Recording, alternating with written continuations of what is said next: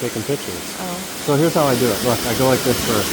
First I'll go, okay, what I want out of my shot is people in the fence. So I take anything human out, right? See how I did that? Oh, yeah. Look, and now I got a waterfall and a waterfall. Yeah. And I photo it. Then I go and zoom in on a specific right there. Yeah, I see it. Cut that out. Yeah. Cut that out. Boom, and then I'll go up here. And then see? Yeah. That's how I do it. I just break it into 3 or 4 different I folds. see it. Here, let me take a picture of you standing there. Okay. I guess you have.